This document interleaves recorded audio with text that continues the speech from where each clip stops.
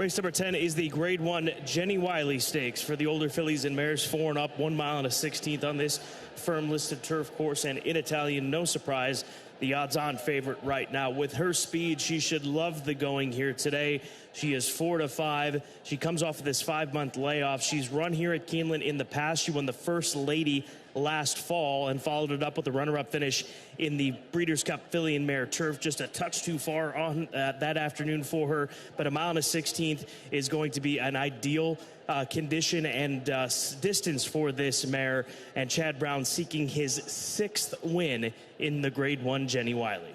He's definitely had success in this particular race before in the past, and he definitely has the target on his back, or I should say Red Ortiz Jr. has the target on his back this afternoon, because there's no way that she won't make the lead today, Scott, especially with some of these scratches in that inside post position. She's a filly that always does best when she's on the lead.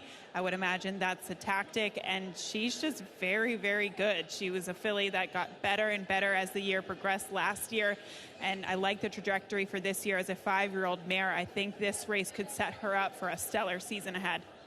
Queen Goddess, the number 3 horse, Chazz v. Irad here in this instance. They'll be drawn right next to each other, and I would imagine that the plan is to try to keep up and stay as close to in Italian as he possibly can with this Empire Maker mare.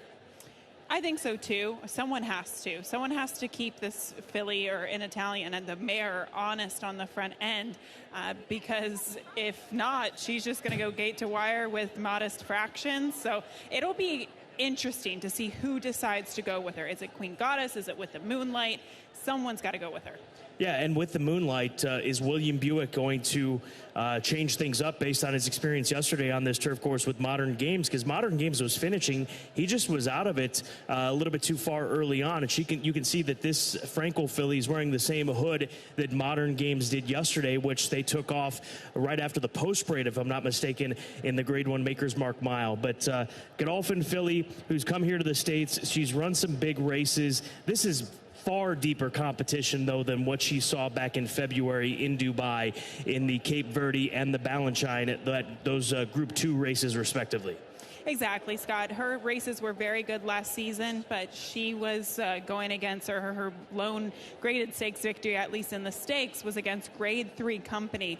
There's a big gap between that race, the Saratoga Oaks Invitational, and the races that in Italian was winning and running in. So she, I think, has to take a big leap forward in order to turn the tables today. White Frost on the outside, Frankie Dettori for Bill Mott. Bill Mott's won this race 4 times in the past, and here is a mare that has put together some very credible efforts, even more than that. She won the Swedish Chance in 2021.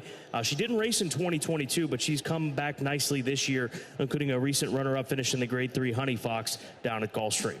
I actually kind of like her a little bit going further today at the mile and a 16th. She's run well at the mile at Gulfstream Park over very fast turf. I think that'll actually translate here to the firm going at Keeneland. And she found herself a little bit farther off the pace last time out. I think she's a filly that can do both. She can sit close if she needs to. She can close from off of the pace if she needs to. She's really nice. I think that she's one that you have to respect. Riders up has been called for here in the Grade 1 Jenny Wiley.